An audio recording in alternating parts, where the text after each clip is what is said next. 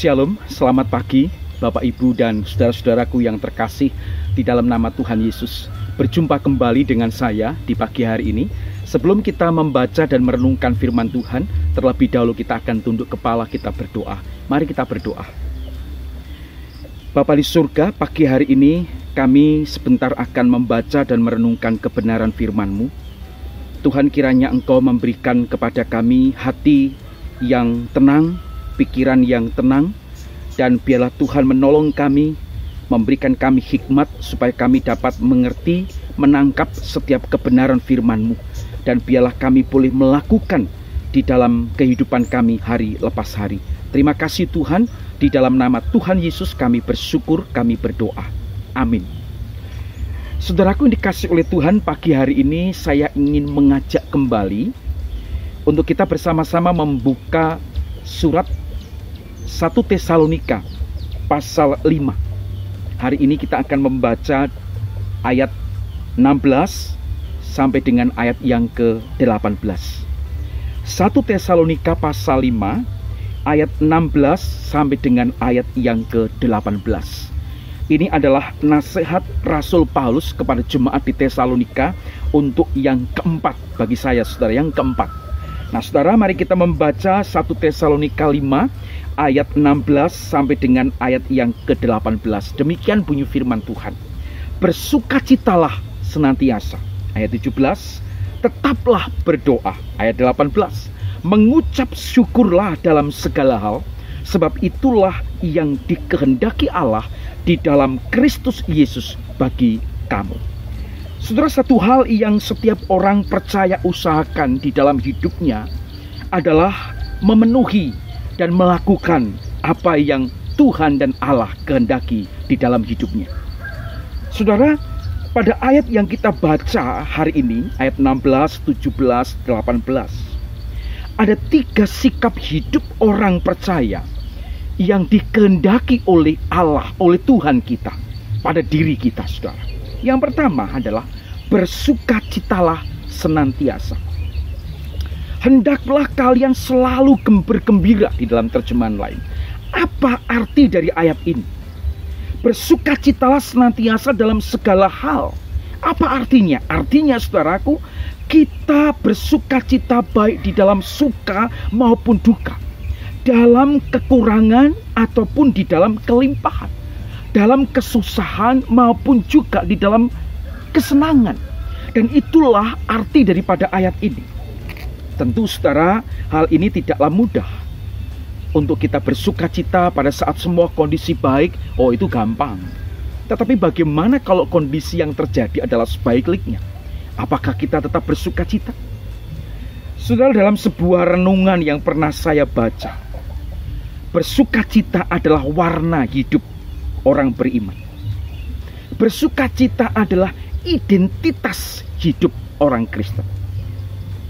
Pertanyaannya, mengapa Rasul Paulus berbicara bersukacitalah senantiasa?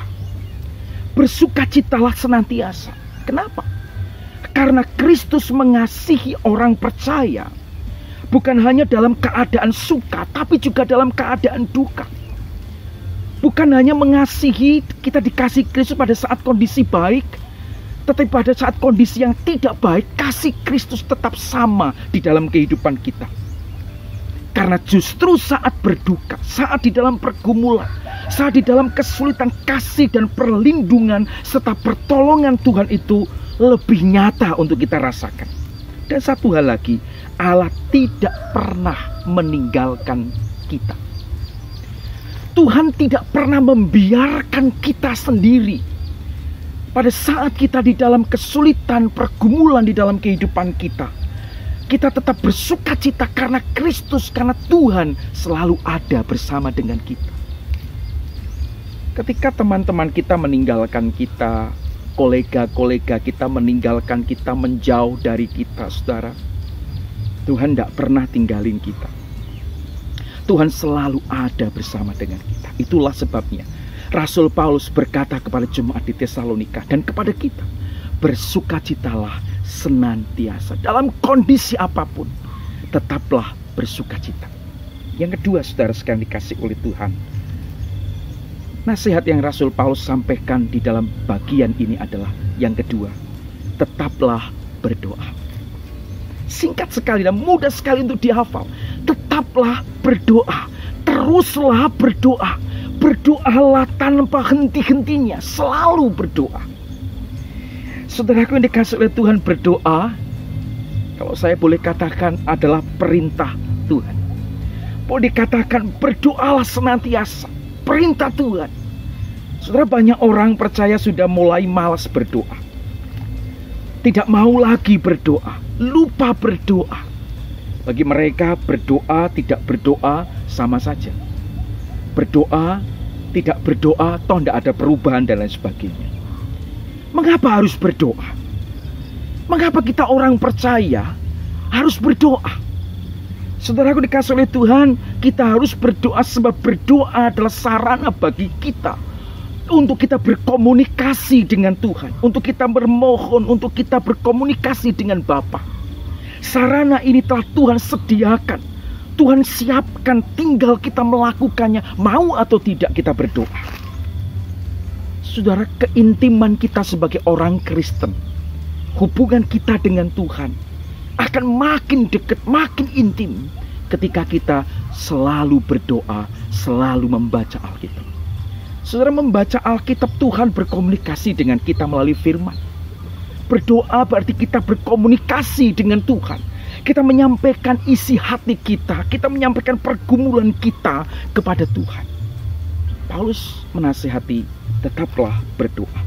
Hanya dua kata, tetapi sulit untuk dilakukan dan paling sering dilupakan oleh orang Kristen. Tetaplah berdoa. Sekali lagi saudara, semakin kita rajin berdoa, semakin kita dekat dengan Tuhan. Kolose 4 ayat 2 berkata, bertekunlah dalam doa. Bukan sesekali, bukan hari ini berdoa besok tidak. Ya, berdoa tekun 1 minggu, 3 minggu kemudian gak berdoa. Tidak, bertekunlah di dalam doa. Saudara, jadikanlah doa sebagai prioritas di dalam kehidupan kita orang percaya. Tetaplah berdoa. Yang ketiga saudara, apa yang Tuhan nasihatkan kepada kita di dalam bagian ini, dan apa yang Tuhan kehendaki untuk kita lakukan adalah mengucap syukurlah dalam segala hal. Mengucap syukur di dalam segala hal. Bersyukur, perintah Tuhan saudara.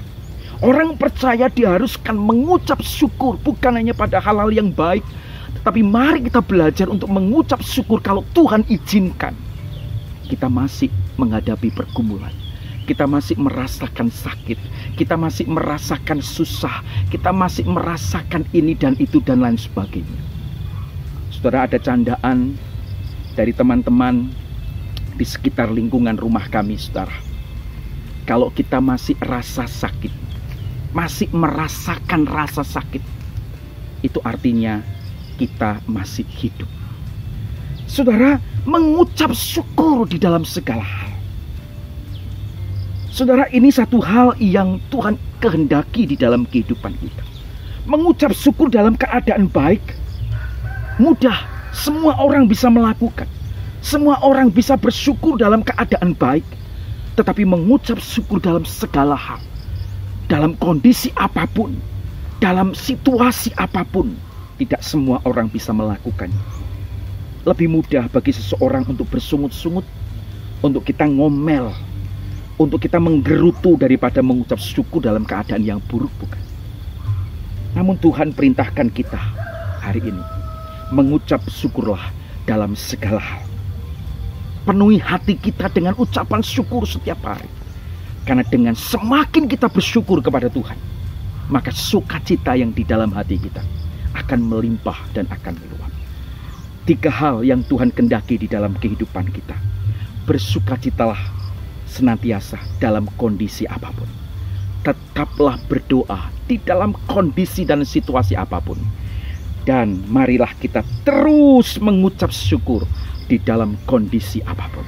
Tuhan Yesus menyertai, memberkati kehidupan kita. Amin. Mari kita berdoa. Tuhan Yesus, terima kasih untuk kebenaran firman-Mu hari ini. Tuhan memberikan nasihat yang sangat berharga sekali di dalam firman-Mu hari ini. Melalui kebenaran ini Tuhan, Kami mau belajar untuk kami tetap bersukacita di dalam kondisi apapun, untuk kami tetap berdoa di dalam kondisi apapun, untuk kami tetap terus belajar mengucap syukur di dalam kondisi apapun. Tuhan, kalau Tuhan izinkan kami mengalami pengalaman-pengalaman yang tidak baik di dalam hidup kami, kami percaya bahwa Tuhan tidak pernah meninggalkan kami. Kami percaya Tuhan punya rencana yang indah bagi kami. Tuhan gak pernah salah di dalam memimpin kehidupan kami. Tuhan memiliki arah yang jelas bagi kehidupan kami. Karena itu Tuhan, kami mau tunduk kepada pimpinan-Mu. Ajari kami Tuhan untuk terus bersukacita, untuk terus berdoa, untuk terus menjadi orang Kristen yang bersyukur dan bersyukur. Terima kasih Tuhan. Berkati setiap pribadi kami yang mendengar firman-Mu hari ini. Berkati usaha pekerjaan kami. Berkati setiap apa yang kami kerjakan dengan tangan kami, yang kami usahakan. Berkati keluarga dan juga rumah tangga kami. Terima kasih Tuhan. Ini doa kami. Di dalam nama Tuhan Yesus Kristus kami bersyukur, kami berdoa. Amin. Tuhan Yesus memberkati kita. Haleluya.